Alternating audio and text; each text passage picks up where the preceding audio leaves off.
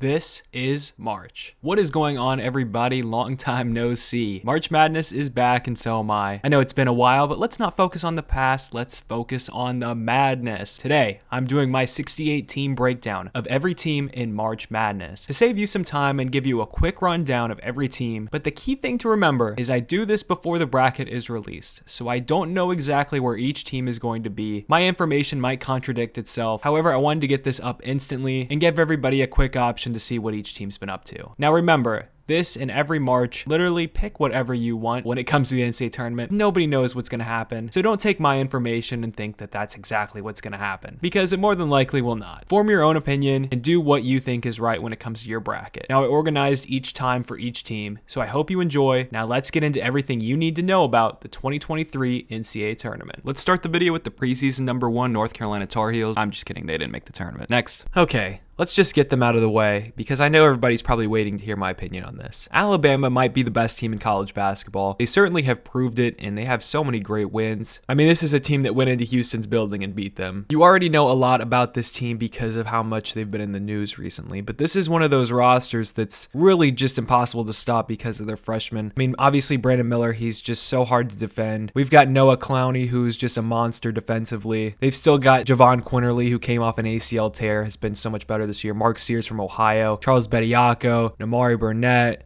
They've just got endless dudes on this team. But Alabama's weakness is they are such a streaky team offensively because they just chuck up so many threes a game that it's like one of those things where if those are just not falling for some reason during the game, anybody can play with them. But if those shots are falling, it is impossible to come back against these guys because of how athletic they are and just how many points they can score in just a short amount of time. I truly do think they are probably the best team in college basketball. And I know this is the type of team that is going to upset a lot of people the further they advance in this tournament. I feel like everybody's kind of wanting them to lose. So we'll see what happens. I personally don't love any of the fact about how Nate Oates has gone about the stuff that happened off the court with Brandon Miller. But you know what? They're here, so they're allowed to compete for the national championship. They certainly are good enough to win it. Okay, Houston, let's talk about them. First, they have a fantastic 3-guard lineup with honestly my favorite player in college basketball. Yes, I said it, Jamal Shead, he's my favorite player. Scrappy guy, love him to death. Then they've got Marcus Sasser. He has been the comeback player of the year in college basketball. Then Tremont Mark, a nice left-handed sniper. Then they've got Jarris Walker, top 10 recruit. Everybody's probably going to be picking them to get to the Final Four because the Final Four is in Houston, and it's Jim Nance's last Final Four who went to Houston.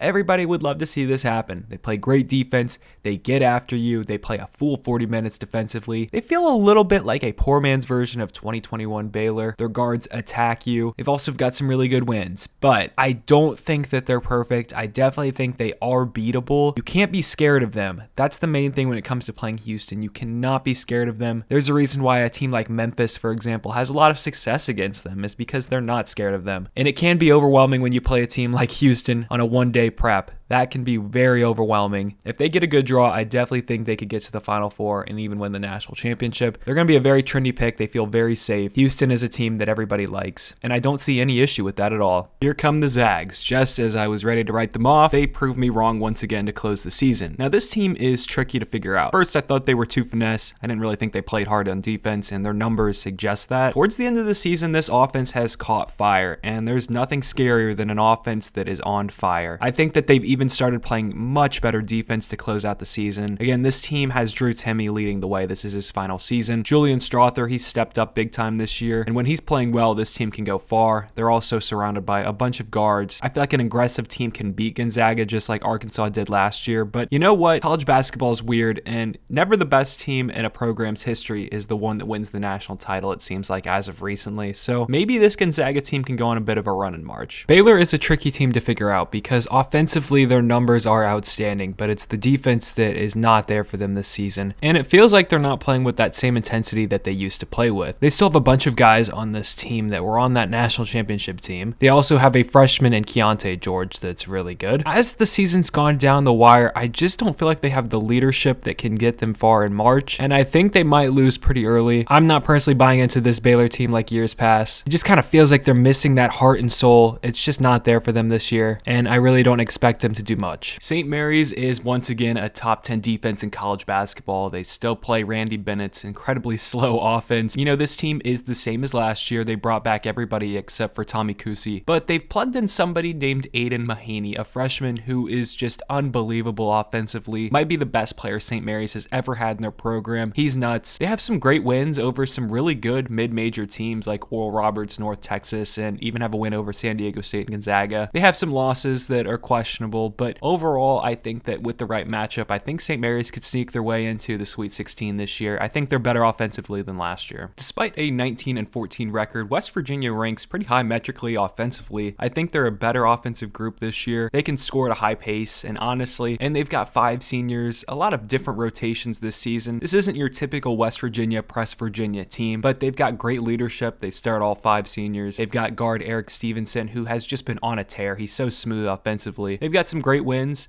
You know, they have a lot of losses, but I think they're definitely good enough to win a game in March. Bob Huggins now leads all of college basketball in wins with Jaden Boeheim retiring, so he deserves to win another game in the NCAA tournament. Oh, Providence, I want to love this team, but as of recently, there's just not much to love. I mean, they've lost 4 of their last 5 games, and things are really bad at the moment, which is weird because I feel like they're similar to last year's team, except there's one big difference, and they just don't defend like they did last year. Now, Ed Cooley is still the coach, and they are pretty tough. I like some of their players. I like Devin Carter, a transfer from South Carolina who's been a really high-level scorer for them. Jared Bynum, he was on last year's team, except he came off the bench. Noah Locke, they got him. He was at Florida as of recently. He's a great spot-up shooter, and even a guy like Bryce Hopkins has been their best player, a transfer from Kentucky. They only have 3 wins versus tournament teams. Now, they're against Marquette, UConn, and Creighton, which are great wins, but other than that, they don't have any other wins against NCAA tournament teams. Things have just been really bad at the moment. I don't really know what to expect from this team, and I don't know if I would expect anything based on how they've played this year. Different year, same Iowa. Okay, they're a top 5 offense in college basketball. However, this year's defense is maybe the worst I've ever seen at Iowa. This is a team that really just wins at home, and they're hit or miss. They're awful on the road. They can't shoot the 3 on the road for some reason. So yeah, that's Iowa. They also have literally the biggest loss spread-wise, I think, ever in college basketball when they lost to Eastern Illinois this year. They've racked up a ton of losses. Now, they have Chris Murray still. He is obviously Keegan Murray's brother. He's going to be potentially a lottery pick maybe. They've also got the McCaffrey twins still there. They've got Tony Perkins. But overall, guys, I don't expect anything from this group. They're just so bad defensively. They could probably win a game, but other than that, I don't think they're going far. I just do not think they're tough at all. Okay, time to talk about maybe the hardest team to figure out, which is Illinois. They've had a bizarre season. If you remember, Sky Clark was on this team. He's no longer there. But this team is led by TJ Shannon from Texas Tech. They've obviously got a monster and Matthew Meyer, if you understand that reference. They've got Coleman Hawkins, who's been pretty good for them this year. They've got Jaden Epps, who's stepped up, but he's been dealing with, I think, a concussion towards the end of the season. I mean, they have wins over UCLA and Texas, but this is the type of team where if they get that early tip on that Thursday or Friday, I don't know, man. I'm just not feeling this Illinois team. They've not been playing well as of recently. They've racked up a lot of losses. I mean, this is a team that's lost to Penn State 3 times. So that's how you know they're hit or miss. I don't really think they're tough at all, and I just don't think they care. So I'm not going to be picking Illinois to go far. Under new head coach Jerome Tang, Kansas State has been pretty awesome this year. Led by guard Marquise Noel. He's a scrappy guard. He's 5'8", but he's so talented and plays with so much heart. They've also got Keontae Johnson, who was at Florida. He has just reemerged and been one of the top players in college basketball this year. Now, they started 15-1, but they've kind of trailed off towards the end of the year, and I feel like they've overachieved. They have 4 overtime wins, which says something about overachieving because if all 4 of those were losses, but you know what? They're wins. You got to give them props when they get their wins, and they certainly have them. But this is a team that I definitely buy. I think they might be overseeded though. They're probably going to get a 2 or a 3 seed, so that could definitely skew what I think about them long term. But overall, they play hard. I like Jerome Tang. I think this is just a solid group. Well, USC, they're about the same team as they were last year, metrically and size-wise, except they don't have Isaiah Mobley anymore. However, you know, they're big. They protect the paint. That's what USC does. That's how Andy Enfield recruits. They could give a team a matchup issue based on their size. They still have Boogie Ellis. He's still there. Their point guard is senior. Same with Drew Peterson. He's also there still. But you know what? Besides a win over UCLA and Auburn, they don't have any other tournament wins. They're just, you know, USC. Andy Enfield, they just show up to the tournament. They're probably not going to win a game, but they'll be there. Michigan State is a team that's really all over the place. I think that they are a good team. They are really good offensively when it comes to three-point shooting. They've got 3 really good guards in Ty Tyson Walker, AJ Hoggard, and Jaden Akins. They also still have Joey Hauser, but they have no size in the front court, and that's where the concern is. And it's really going to be hit or miss with these Michigan State guards. They play pretty slow, so if they're making their shots and the defense can lock in, then maybe they can get on a little bit of a run, but I'm not expecting them to go very far in the NCAA tournament. But you know what? It is Tom Izzo, and his month is March, so we'll see what they do. Tennessee is one of the best defensive teams in all of college basketball, but it's Tennessee. They fall short in the NCAA tournament and really never live up to their potential, and this season they're going into the tournament without their point guard Zakai Ziegler. Now, I'm not ready to completely rule them off because they still have a lot of size and they're so solid defensively, and this season they have some amazing wins, but they do have some pretty bad losses. However, I think that they're going to be tough to match up with for a mid-major team, so I could see them pulling off one victory, but without Zakai Ziegler, they're not going very far. Past 2 years, UConn has lost in the first round of the NCAA tournament, but this year should be different. UConn's a program that's not won a tournament game since 2016, and I feel like this is going to be their year. First off, they started their season 14-0, beating down teams like Alabama and Iowa State. They have a great offense. They're one of the best rebounding teams. Their numbers on KenPom are outstanding. The only issue is they don't have a true point guard, but other than that, they've got an NBA guy, maybe the best athlete in the sport, Andrew Jackson. They've got a sharpshooter in Jordan Hawkins. They've got Adama Sanogo, Donovan Clingan down low, both those guys. I mean, they're guards, they're transfer guards. They're not going to be the best in college basketball, but I think they're good enough to get the job done. They just got a lot of great talent. I feel like overall, this is really one of the best teams in college basketball, and they can easily make the Final Four and potentially win a national championship. Northwestern is going to make the NCAA tournament for the second time in their program's history, last making it in 2017, and Chris Collins really saved his job with this season, and honestly, this team has been really good, led by guards Boo Buie, yes, what a great name, and Chase Audige, defensive lockdown guy. Really, they're just a great defensive team. They run good offensive sets, and they're just going to be trouble for any team that faces them because they're not going to beat themselves. They've beat just about everybody in the Big Ten, and overall, this is a team that I definitely think could win a game. Maybe they're going to be a little overseeded in my opinion, but they're definitely a really solid team. Okay, this is one of the hardest teams to figure out because they could go really far or they could flop instantly. Arkansas is a team led by Eric Musselman, really one of the best coaches in the sport, X's and O's wise, and he always gets his team ready for March. But this is a season that was derailed by injuries, and they brought in a bunch of 5-star players, and Nick Smith, who was injured for most of the year. Anthony Black is their point guard, who is 6'7". It's crazy. He has so much talent. And then they've got guys like Devo Davis, who were there, Ricky Council, Cal Mitchell from Rhode Island, even Jordan Walsh was a 5-star player. So they've got a lot of talent, but they've just not been playing well as of recently, and that's the problem with Eric Musselman's teams, is they usually start playing better once March gets here,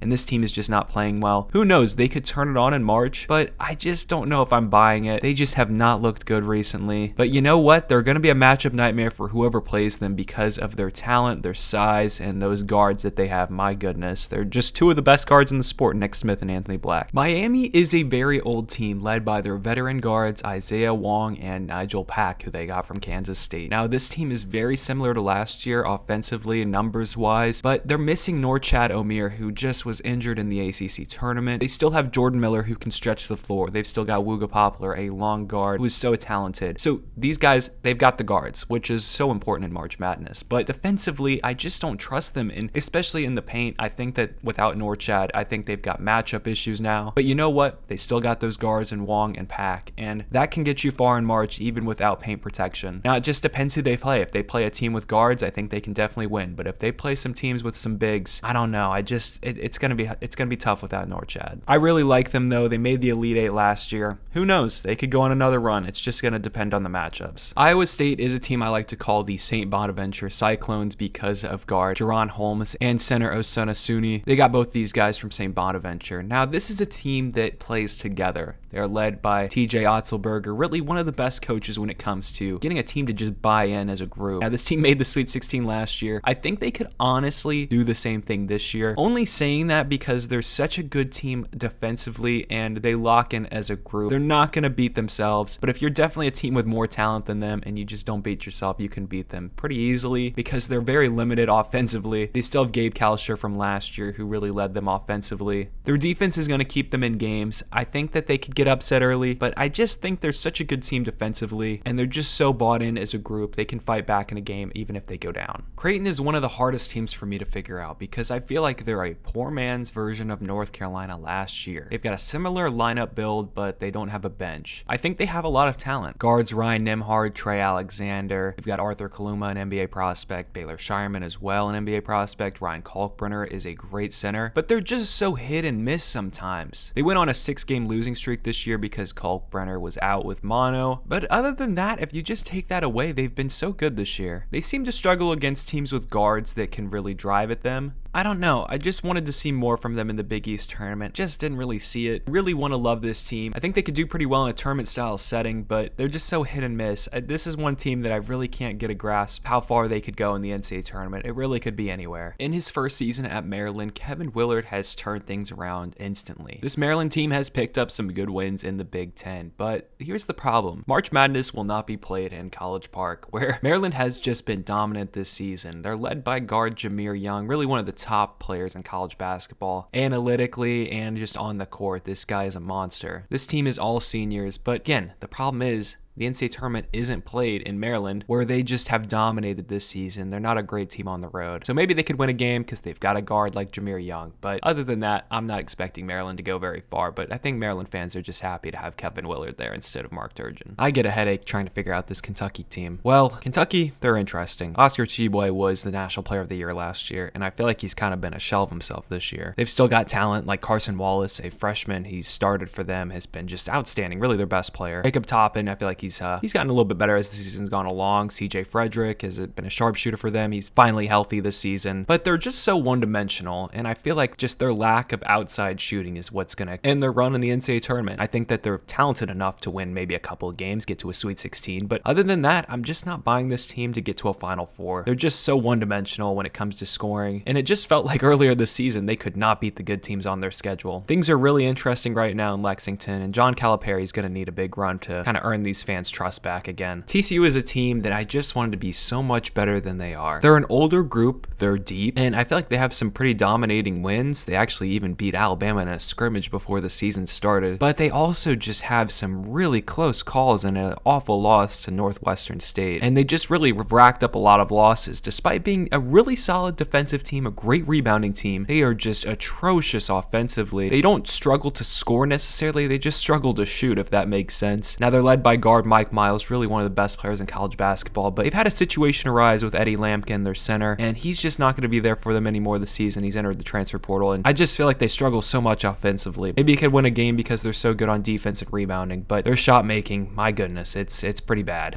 Boise State is a team that is just really solid defensively. I felt like this team was much better last season that lost to Memphis, but they still have guards Marcus Shaver and Max Rice, both seniors. Max is obviously their coach's son, and then they have Tyson Dagenhart. Really, he should be at Gonzaga. That's what type of player he is. He's that typical Gonzaga player. But overall, this is just a really solid defensive group. Not expecting them to go far at all in March Madness, but I don't feel like they're very talented, so you can obviously beat them, but they're not going to beat themselves. That's the thing with this team. So we'll see how far they can go. I'm definitely not expecting them to get to the Sweet 16, but I think they could definitely win like an 8-9 game. Indiana is back in the tournament, and they are led by Trayce Jackson-Davis, who honestly could have been National Player of the Year. They also have an extremely talented point guard in Jalen Hood-Schifino, who's emerged, and this is just a really good offensive team. They're large, experienced, have a rim protector, older, and really they've been playing their best basketball since January 14th. Now, they didn't win the Big Ten tournament. I do feel like they're a little too reliant on Hood-Schifino and Trayce, but they're definitely a Sweet 16 capable team, and it's nice to see Indiana back in the national spotlight. Duke is up there as one of the most fascinating teams heading into the March Madness tournament. They won the ACC tournament. They have improved tremendously towards the end of the season. Jon Scheyer, you have to give him credit. He's made adjustments. He's tried out different lineups. He's got a lot of these freshmen playing to their potential finally. I mean, Kyle Filipowski's been amazing. Derek Lively's finally starting to turn it around. I mean, those two guys on the court, they're both 7-footers. They just are a force to be reckoned with in the paint. Jeremy Roach has really stepped up as their point guard. They've also got Tyrese Proctor, Mark Mitchell, Dariq Whitehead. I really think that this team has really turned it around. They're so solid on defense. That is what leads the way for them, is their defense. And my goodness, if you can lead the way with your defense, you can get anywhere in March. They are going to be tough to stop. They kind of remind me of a better version of Arizona, a more defensive version, because they have their two bigs. Keep an eye out on Duke. They could certainly make their way to Houston. Dennis Gates has done miracles at Missouri in his first season. This team plays wild ball. Let me tell you, they're a great offensive team with options, and they're super experienced experienced, one of the oldest groups in college basketball. They've got Demoy Hodge from Cleveland State. We've got Kobe Brown, who has been a beast for them. And they really just play chaos basketball. They force turnovers. They have so many different options offensively. And they really impressed me in the SEC tournament. So keep an eye on Missouri. I think they could win a game or two in this NCAA tournament. Dennis Gates is really one of the best up-and-coming coaches in college basketball. Texas is a team that had to grow up this season. When Chris Beard was fired in December, Rodney Terry had to step in as the interim head coach. And they had such an experienced staff already, had 45 years of head coaching experience amongst their entire staff. And they really kept this team together. Some great guards in Tyrese Hunter from Iowa State. Marcus Carr is still there. Sir-Jabari Rice from New Mexico State, one of the best pump fakes that you'll ever see. They've also got some older guys like Timmy Allen. They've got Kristen Bishop, Dylan Dessou, and then Dylan Mitchell is a freshman. He's a top 10 recruit. Really, this is one of those teams that had to grow up and kind of play by themselves. They didn't really have a head coach to lean on in terms of like Chris Beard because he was fired, and like that's a huge deal to go through as a team, and I feel like it made them had to mature more than any other team maybe in college basketball. So this is a team, I know Texas is one of those that always flames out early in the NCAA tournament. They never live up to expectations, but I just feel like this is an older group that really had to learn how to play through adversity not many other teams have faced. So I think Texas could go far in this NCAA tournament. Arizona is very similar to last year. They still got Kirk Risa. They still have Pal Larson, Azuolas Tubelis. He has just been a rock star for them. Honestly, he is a force down low. He also gets steals. It's crazy. Then Omar Bala has really stepped up as their center, and they've also brought in Courtney Ramey. He's been great. Kylan Boswell, a top 25 recruit. This team has really been good offensively, just like they've been under Tommy Lloyd, who is now in his second season. They've also got some pretty good wins, but they struggle against like taller teams in college basketball that can really get physical with them and match their size. So that's something that concerns me. And also their backcourt is really sporadic at times. Sometimes they're clicking, sometimes they're just ice cold. So this is one of those teams that's got size and talent, but if you can match that, you can definitely beat them. All right, now we meet one of the more fascinating teams in college basketball. Marquette with Shaka Smart won the Big East regular season, won the Big East tournament. They have just been an unstoppable force offensively. This is the same team as last year, literally. They brought back everybody except for Daryl Morcell, and then they've got Cam Jones, who's just been their leading scorer, a bucket getter. They've got Tyler Kolek, who's really just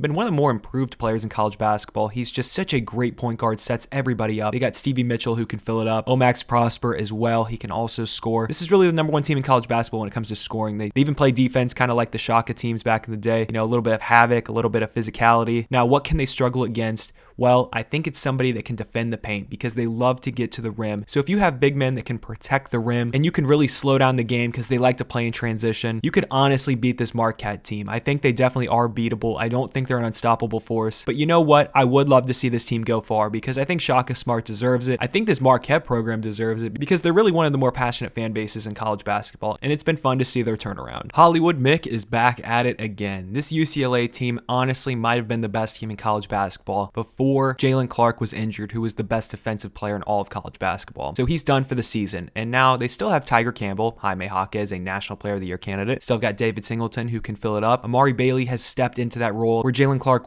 has been amazing for them. And I think that this is just such a tough-minded, great defensive team that's what wins in March, everybody. It's defense. Slowing the pace. It's slowing the pace of the game down. That's what UCLA does. I do think Clark's injury is a huge bummer, but I've seen time and time again where teams can get far in the NCAA tournament despite having injuries, most notably like a Michigan back in 2021 when Livers was hurt. They made it all the way to the Elite Eight, could have gone on to the Final Four. So it is not impossible to overcome a key injury to a great player. I think UCLA can still do that. I wouldn't be too concerned about this team not getting to maybe a Final Four. Winning it all, that might be a little bit tough, but overall, this is still really a solid team. Okay, let's talk about last year's national champions, the Kansas Jayhawks. So Bill Self has been dealing with a health issue, but it says he's going to be back for the NCAA tournament. But if he's not back, that could be a huge blow because he's such a good coach at making adjustments. But this is still a really talented team, even despite losing a lot of last year's players. They've still got DeJuan Harris, their point guard. They've still got Kevin McCullough, who's come in from Texas Tech. They've got Grady Dick, one of the best freshmen in college basketball, such a great three-point shooter. Jalen Wilson is a National Player of the Year candidate as well. He has just been a rock star. Got KJ Adams. They've got Joe Yesufu coming off the bench. This is still a great team. I think they have the most quad one wins in college basketball. I think they have 6 more than any other team in college basketball, if I'm not mistaken. I think they've got around 16, 15, somewhere around that range, but that's just so so many. They've racked up just a ton of great wins. This is just a really solid group. They're not deep. They don't really have the bigs that they've had before. They could easily make it back to another Final Four. I definitely could see that happening, but Bill Self has to be there for that to happen. San Diego State won the Mountain West tournament, and this is really a team trending in the right direction. This is a defensive team, really one of the best in college basketball. They're great at defending the three. They've got a ton of defensive guards like Matt Bradley, Lamont Butler. Those two as a backcourt are great when it comes to just locking guys down defensively. This is a team that it's going to depend on their seed, but I think they could honestly sneak their way into maybe a Sweet 16. I feel like they kind of deserve it because they were so good last year but played a great Creighton team, and then obviously the 2020 season. I just feel bad because they never got to play in that, and they were probably going to be a 1 or 2 seed. So this team's just really good defensively, and that's what wins in March is defense. All right, so to play Virginia, you're obviously going to be in the game. This is your typical Tony Bennett team. They play slow, they shoot threes, they don't turn it over, they really take their time on offense. They recently just lost Ben Vanderplas for the season with a broken hand. This team still has Kihei Clark. Yes, he's still in college. They've got Armand Franklin, Jaden Gardner, Reese Beekman, Caden Shedrick. This is one of those teams that's really underachieved since winning that national championship. I feel like everybody's got to pick them to lose early in the NCAA tournament. I think that they're going to be probably in a close game with whoever they match up against because of the style they play. So I certainly think they could lose, but I do trust their players when it comes down to it. They're not going to beat themselves. They're one of those teams that I feel like I might trust for a game. I don't think they're going very far, but they still have Tony Bennett on their sideline, and he is certainly one of the best coaches in the sport. Sean Miller has turned things around instantly at Xavier. This was a team with a roster that always got close to the NCAA tournament but could never get there. And Sean Miller comes in his first season, and they make it to the Big East title game. This has just been a really, really good offensive team in college basketball. Sule Boom, a guy they got in the transfer portal, has just been dynamite offensively. They've got Colby Jones, an NBA prospect. They've still got Adam Kunkel, Jack Nungy. However, Zach Fremantle, he's their center, done for the season. But this is still a really good team offensively. Honestly, kind of think they might be a team that loses in the first game of the NCAA tournament because they're just not a great defensive team. But you know what? Sean Miller, he's turned things around with them offensively. They've got a great backcourt. I'm not buying them this season, maybe down the line. I just don't think that they're that good defensively. Well, Texas A&M lost in the SEC title game, and this was a team that I was super high on because they've been on an absolute tear since January 1st. They've really been one of the best teams in college basketball. They've been top 10 on Torvik. They absolutely love playing defense. They are so locked in as a group. Wade Taylor, Tyrese Radford, Dexter Dennis, who they got from Wichita State. He was the American Defensive Player of the Year when he was there. They also brought in Julius Marble from Michigan State. They still have Henry Coleman. This is a team that got robbed, honestly, of an NCAA tournament spot last season. They rebound the ball really well. They're so well connected as a group. I thought they could be like a great 7 to 10 seed that could honestly sneak their way maybe to the Elite Eight or the Final Four. I think that they just play the perfect style of basketball for the NCAA tournament because they just do not beat themselves. They rebound the ball. So I think they're probably going to get a little overseeded for my liking. Maybe that run in the SEC tournament, they might honestly be out of gas. Who knows? They've just been on such a tear since January 1st that I'm really buying into this team because I think Buzz Williams honestly finally deserves a breakthrough run in the NCAA tournament. He's not had Texas A&M in the NCAA tournament since he got there, and I feel like this has really been his best team. Maybe one of the best teams he's ever had in college basketball, to be honest with you. Memphis is a team that has grown on me so much this season, and I really feel like this is Penny Hardaway's best coaching job. They've got a lot of wins over NCAA tournament teams, really solid basketball teams as well, and they're just so old. Everybody on this lineup is a senior. They've obviously got DeAndre Williams, who's 26 years old. Yes, you heard that correct. They've got Kendrick Davis, an absolute bucket. They got him from SMU.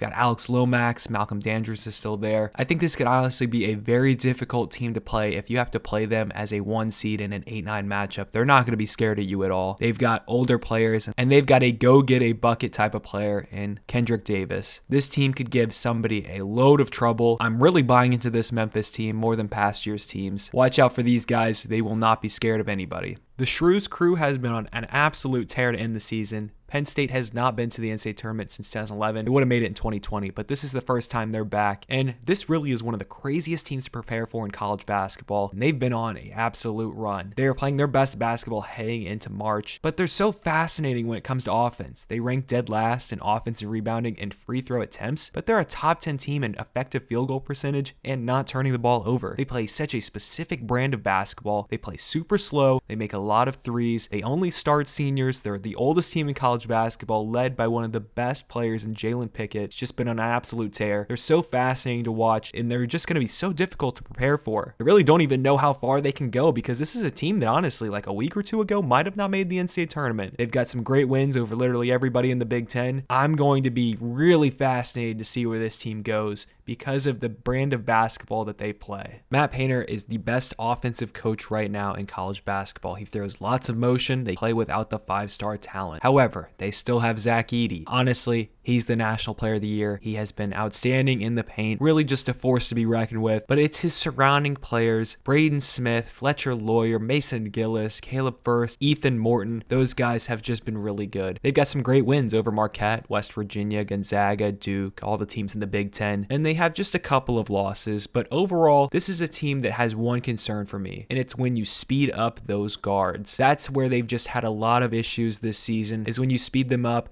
you kind of press them, attack them, get physical with those freshman guards, because that's their backcourt, they're freshmen. And even if they have Zach Edey, those are the guys that have me concerned. I still really like this Purdue team. I want to see Purdue go far in the NCAA tournament. I feel really bad for their fans, because it feels like every single year they just come up short in some stupid way, and it's just how Purdue is. Like, it's just what happens. And I just want to see that. I want to see it change. I'm tired of seeing that. So I'm going to be cheering for this team, even if I don't even pick them in my bracket. I still don't know what I'm going to do yet, but I'm going to cheer for them because I just feel bad for their fans, and I want to see them be happy and have some success finally and get back to the Final Four. Well, Jeff Capel definitely saved his job this season. He got Pitt to the NCAA tournament, which is honestly a massive success considering how bad they've been recently. But this team has been built off the portal led by guard Nelly Cummings from Colgate, Greg Elliott, who was at Marquette, Jamarius Burton from Texas Tech. Now, they started off pretty well, but they've racked up a lot of losses. They finished their season 3-4. Momentum is definitely not on their side, and I feel like they're not playing with that angry attitude that they were earlier in this season. I really don't know what to expect from this Pitt team. They could wake up and play a great game in the NCAA tournament, or they could be bounced instantly. It's all going to depend on the matchup they have. I wouldn't expect this team to go far. Oh man, watching Auburn is pretty painful. Let's just get it out of the way. These guys are not good. They're 4-9 in their last 13 games. All their wins come at home. This is just a painful team to watch. Literally, their best wins come against Northwestern, I think, Tennessee, but that was without Zakai, and Arkansas, but that's literally it when it comes to their wins. This team has just not been good this year, and they've got those same crazy guards that they had last year, except they don't have Jabari Smith. They've still got Wendell Green. They still got Zep Jasper. They still got KD Johnson, and they added Johnny Broome from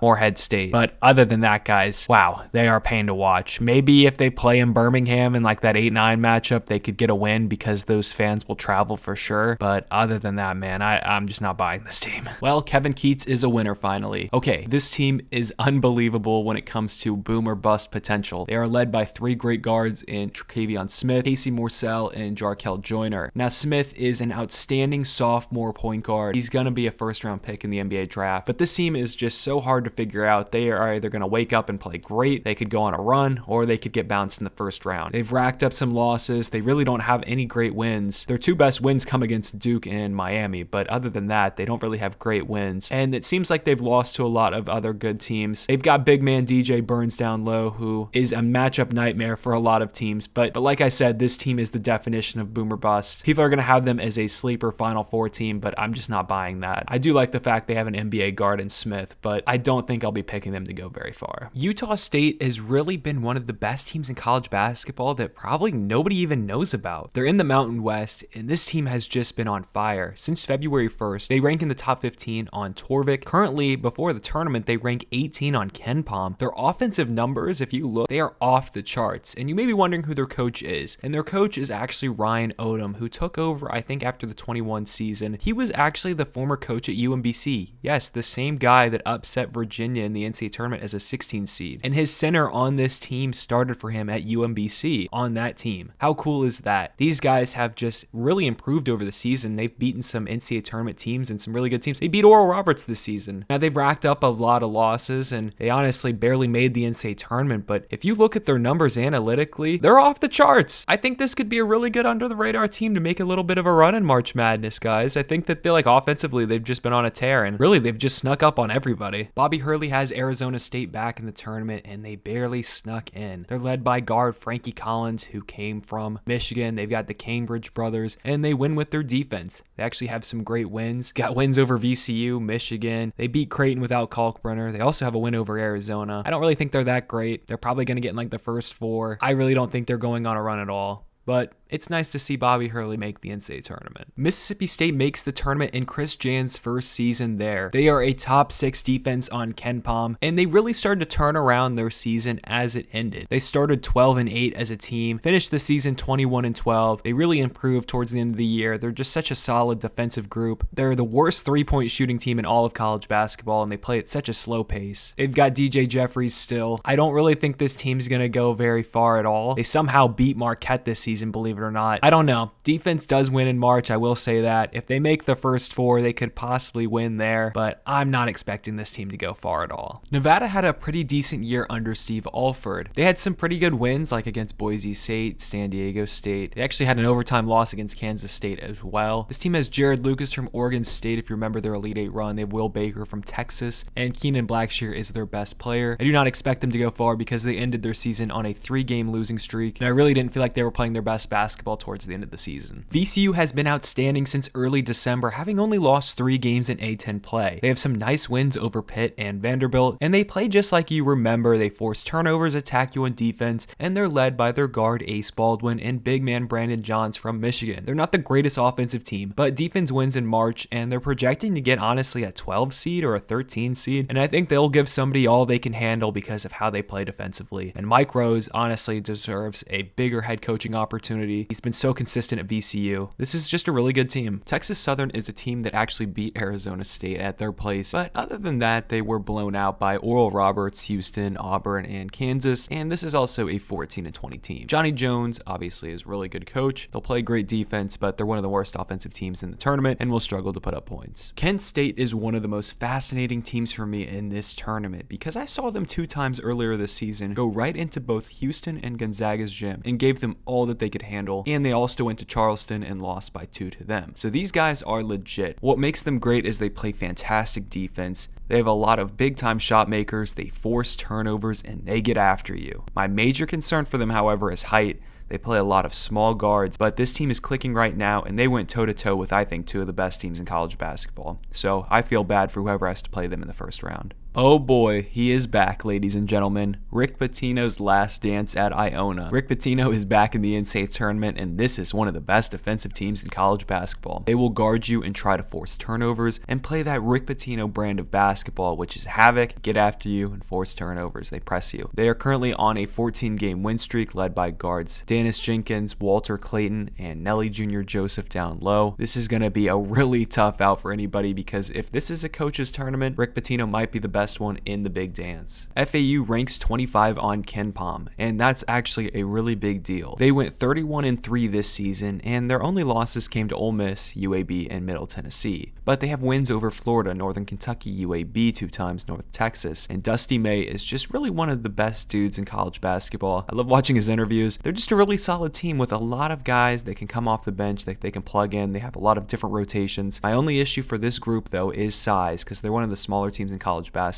And it depends on what type of matchup they get, if they get an 8-9 matchup. But overall, this is just a really solid basketball team, and I can't wait to see what they do in the tournament. Howard is back in the NCAA tournament for the first time since 1992. They played Kentucky, Yale, and VCU this season, and they lost by 10 to VCU, but other than that, I really think that this is just a team that's going to make the first 4.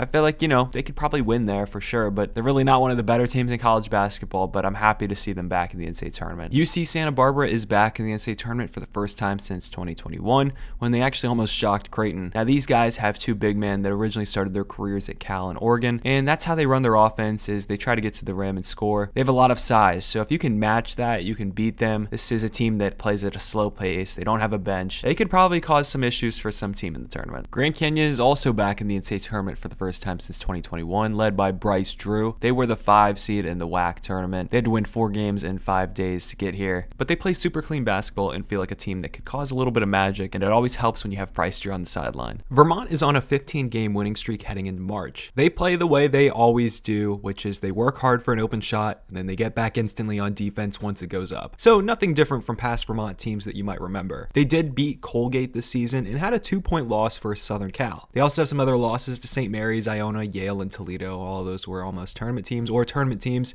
So I think that if they play a bad offensive team, they might be able to keep it interesting, but other than that, I'm not buying this Vermont team. I feel like last year's team was better. Thanks to Merrimack being ineligible, Fairleigh Dickinson makes the tournament despite being the third worst defense in college basketball in KenPom, and they lost the title game. The Northeast Conference is pretty awful, and basically all their wins come against 300 ranked teams, but it's good to see their turnaround after winning 4 games last year. Southeast Missouri State plays at a top 10 tempo in college basketball. The 5th seed in the OVC pulled off a miracle to get to this point. It honestly looked like they even lost the title game, but they still had a chance in overtime. They actually upset the number 1 seed Morehead State, but other than that, I wouldn't expect anything as the Ohio Valley Conference was really bad this year, and their metrics are just not great. Mike Burrell had 4 wins in his first season at UNC Asheville in 2019. Now, this year, they made the NCAA tournament. They were a really good team. Drew Pember, who used to play at Tennessee, Tajon Jones, they lead this group. They've actually only had 1 loss since January 1st, but overall, Asheville, I think they're just a really good 3-point shooting team. I don't buy them as an upset team because they're probably going to get like a 15 seed, but they do have some talent on this team, but I don't think they're going to have enough to upset anybody in the tournament. Here's a great story. Kennesaw State won 1 game in 2020. That was the worst amongst Division 1, and now Amir Abdur-Rahim has done miracles at this school. They've never made the NCAA tournament before, but these guys were really good this year. They beat Liberty 2 times, which was a really competitive team, which was a great team. Also played VCU, Indiana, and Florida pretty closely.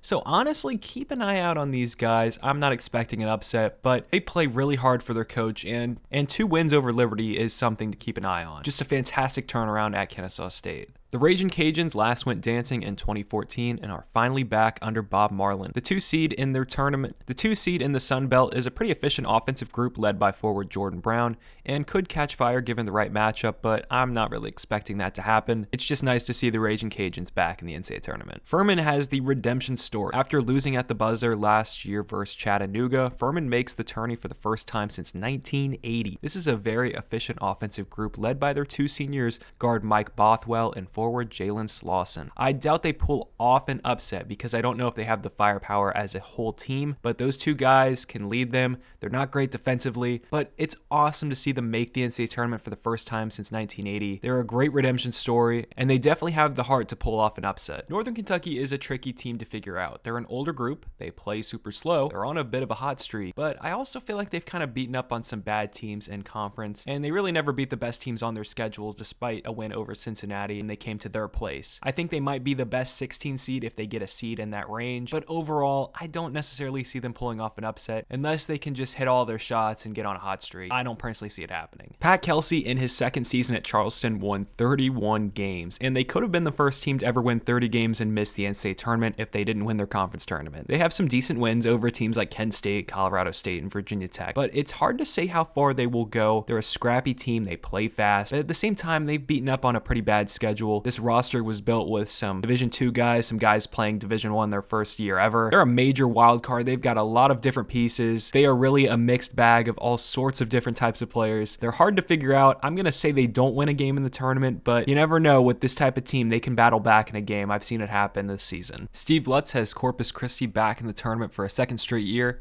Last year, they lost to Texas Southern in the first 4 and are looking to avenge that loss this year, which I think they're capable of with their leading scorers back. They have that experience that could help them pull off a victory in the first 4 if they get put there, but that's about it. This is the 4th time Colgate has made the big dance in the past 5 seasons. This is literally the same team as last year, except Nellie Cummings is no longer there. They're starting 4, they've been on all their tournament teams. They have a new freshman point guard, and this team doesn't just rely on the 3 like in past years. They only have 1 loss since Christmas, but the competition they've faced is pretty terrible. All their metrics, however, do line up with their past year's teams, so you can expect what Colgate has been these past couple of times they've made the tournament. They've kept it close, honestly almost pulled off an upset in 2019 and last year, but I just don't know if they have the potential to do it this year unless they get a great matchup. I think they'll give somebody a tough 30 minutes, but I doubt they give them a full 40 and pull off a miracle. Danny Sprinkle has the Bobcats back in the tournament after last year's loss to Texas Tech as a 14 seed. This team is about the same as last year's, led by guard Raekwon Battle. I'm personally not buying them to pull off an upset though, despite being a solid defensive group, because it's the Big Sky and they rarely ever do anything in March, like ever, and obviously last year's team got blown out by Texas Tech. Princeton upset a very good Yale team that I thought had a chance to pull off an upset in the NCAA tournament. Now this Princeton team, they're not as good as they were last year, even though they didn't even make the tournament. Princeton really doesn't even have that great of wins except for that championship game over Yale. They lost to them 2 times in the regular season, so I'm not expecting them to do anything in the NCAA NCAA tournament, but you never know with these Ivy League schools.